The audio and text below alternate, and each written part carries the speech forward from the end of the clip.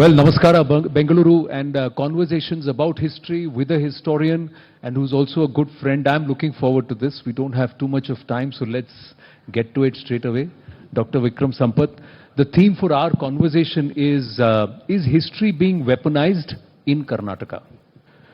So let's start with somebody who's not from Karnataka, but has been used quite often in Karnataka. And he's from the neighboring state, that is the state of Maharashtra. Somebody on whom you have written such a long commentary that it went into 2 volumes. And that commentary was so good that I have read every single page of both the volumes. So let me ask you this, Dr. Sampath, or if I may call you Vikram. Why do, or is the number of people who love to hate Savarkar far outnumbered by the number of people who know or love Savarkar? Why is it? Good evening, Anand, and a very good evening to everyone here. Thank you for inviting me to this wonderful town hall.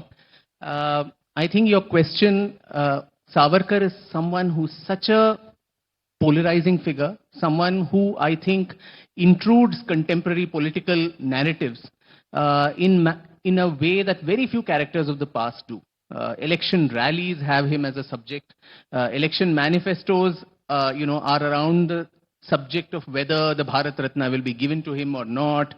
Rahul Gandhi is all the time defaming him, and then the Prime Minister is going to Port Blair and actually, venerating him. So in this whole political slugfest that this person has become, unfortunately, I think the legacy somewhere gets mired and contested.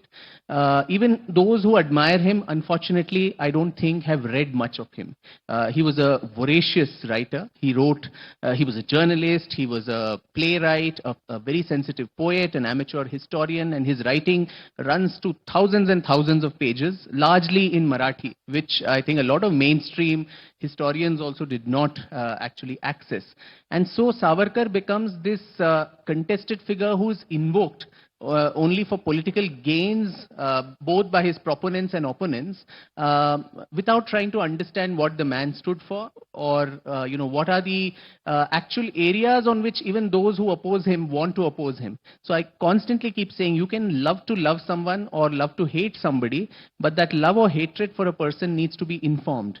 There is that serious lack of, I think, understanding of the man's legacy itself. The last biography of his too was written only in the 1960s when he was alive by this man called Dhananjay Keer. So after that, very few scholars, historians have actually made any attempts to re-evaluate him in the modern context at a time when the ideology that he propounded, which is Hindutva, is in a political ascendant all over the country. Well, for